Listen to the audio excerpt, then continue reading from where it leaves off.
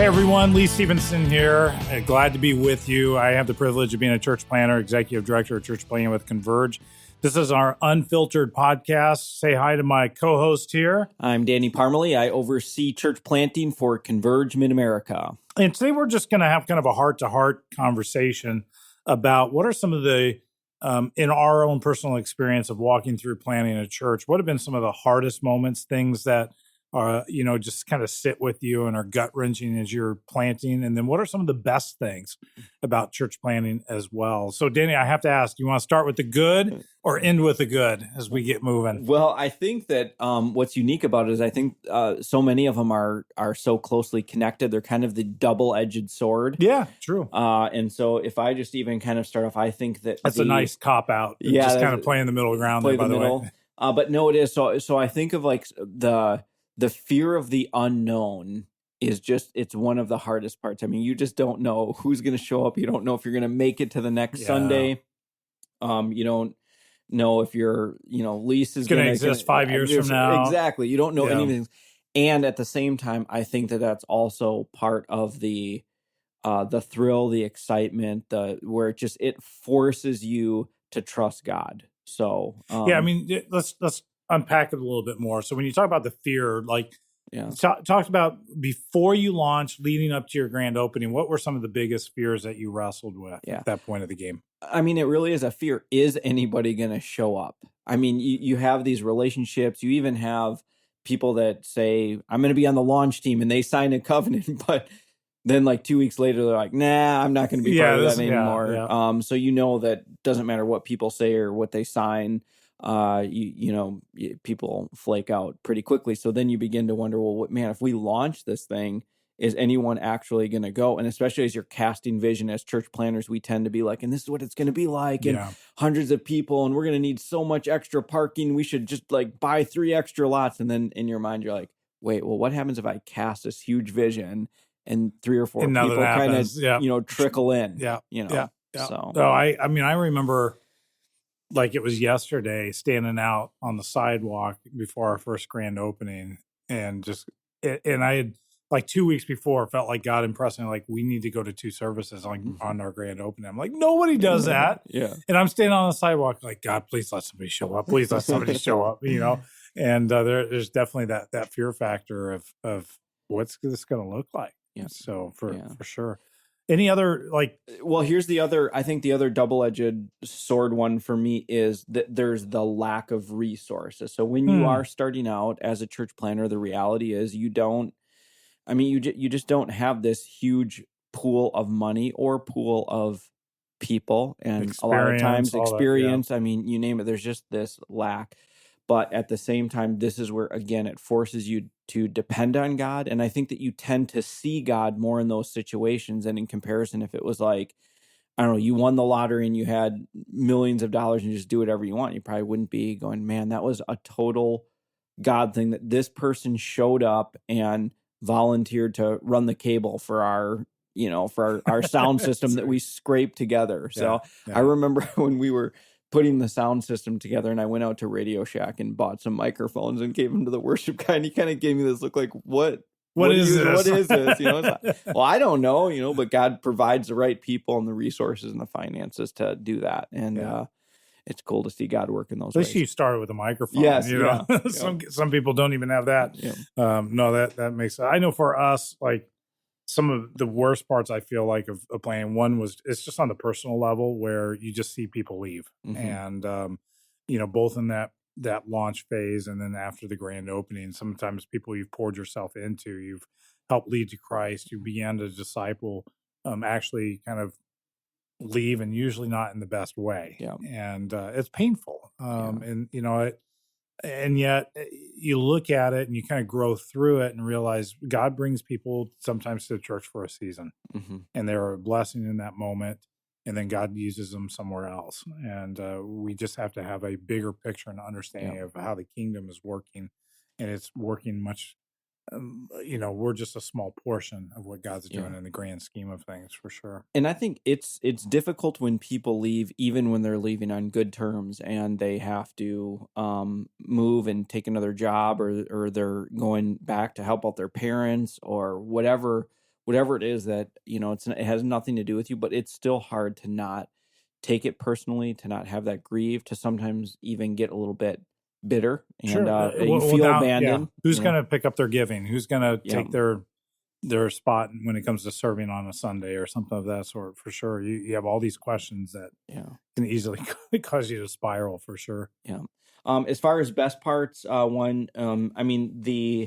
and for church planners, I think in general, this is kind of ingrained, but being able to start something from scratch, that you're not working through someone else's mistakes. I remember the director of church planning that recruited me would always say, like, why would you want to inherit someone's mistakes when you can just create your own? And he would say that kind of tongue in cheek.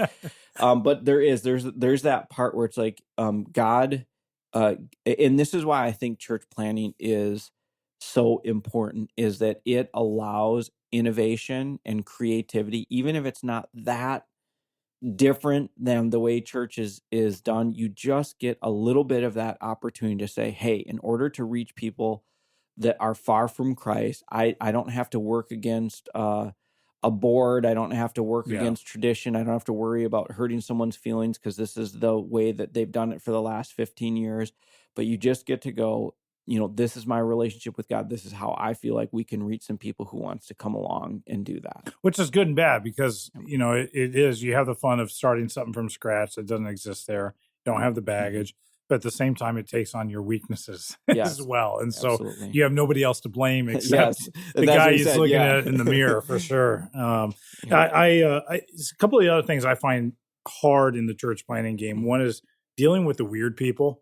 Like the moment you say, hey, we're a new church, it's like this magnet that attracts all of the weird people in the community that feel like misfits in all the other churches or whatever, that feel like, well, they need me because they don't have anybody. And so they come with their opinions and just suck your time.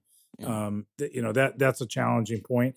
And here's something too, I found true for me. I don't know if you found it true for you, but there was a boredom aspect in that first year of planting, kind of the pre-launch phase, and even right after the launch, where you do everything you can do, and then you just have to sit and wait, and you have to wait on things to work and for God to do what God does and draw people in. No, I actually worked when I was a church planner, Lee. So I just went out and did door-to-door evangelism when I was bored, but you're not as spiritual as I am. I put 80 hours in a week and still I had so much energy that, there is an element where, you can do what you can do, but you can't force something that's not there yet. And so there is I wrestled with a boredom factor in that early little bit of phase, because sometimes too, I was getting caught in doing things that honestly I didn't like doing, and probably I wasn't really good at, and but we didn't have the resources or the people to maybe fill those gaps in that time period too. Yeah, absolutely. And I do think that is the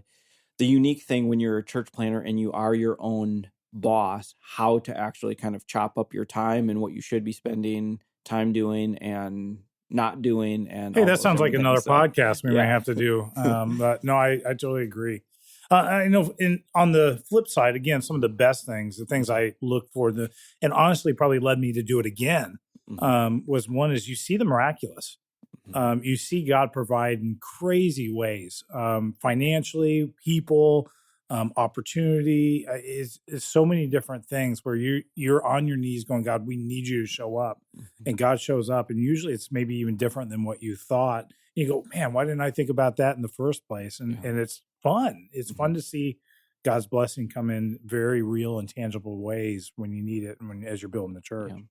I think as a church planner, the church planting phase part of it is that you do develop some friendships that, you're in like the crucible together. And to be able to do that together with a group of people is something that's really, really special. And as the church does grow and mature, you don't get to do some of those same things. I think back to some of those early days where it was like the men's camping trip. Just vivid memories of guys getting together and sharing their hearts and praying and dreaming together of what this would look like. And it's just a really, really special time. So to enjoy that as well too, because I know a lot of times as church planners, we're always looking ahead, and you have this image or goal in your mind where we'll have made it when, and whatever that is, whether it's a building, whether it's a certain number of people, whether it's a certain amount of staff, but don't pass and don't I don't know, ignore the moment and live in the moment and enjoy that. I think that's a great word, because oftentimes the personalities that make good church planters also don't like to celebrate. Yeah. Because it's all, once you get to where it's always, there's the next thing, the next thing, and it's easy to lose sight. And so you do have to remember to slow down and just celebrate those moments of how God has shown up. And part of the miraculous too that I think I enjoy so much is just the life change. The season that I stepped out of local church ministry, just did kind of the denominational thing with Converge before we planted again. The thing I missed the most was being up close to the personal life change stories that were taking place. You may be baptizing people, or you're seeing people baptized, and all the things that have taken place in their life and how God uniquely showed up and why they are where they're at now. And so the life change is part of the miraculous blessing as well. To me, that invigorates me when it comes to the church planning side of things. I think a difficult part, and this may depend on people's gifts and desires, but just the relentless nature of Sunday coming every 7 days. Yeah, some way, the reason it just keeps coming. Just keeps on coming in. It's like, man, you give for preaching. For me, preaching was always one of those blessings and challenges where it's like, man, you just pour so much into it and you give it, and then it's like, and then you wake up on Monday and you're thinking, and the clock is now ticking for you to be doing the same thing make over another again. One. Yeah. So, you got to carry this into part 2 now. That's why I'm such a big fan of preaching teams, right? So, no, I appreciate it. Well, and there's a lot more that we could say, honestly, when it comes to what's good, what's challenging, what are the hard things. But we want to just take a moment and kind of share some of the personal insight of kind of what we've experienced on our end, but also walking with others out there. And hopefully you find it encouraging to you as you move forward, because God does show up and does the miraculous. And, don't give up. Stay true to the course of what God has called you to do. And he is faithful. Thanks for being with us, y'all. And it's been fun. Unfiltered podcast, just real conversations. Until next time, keep it real.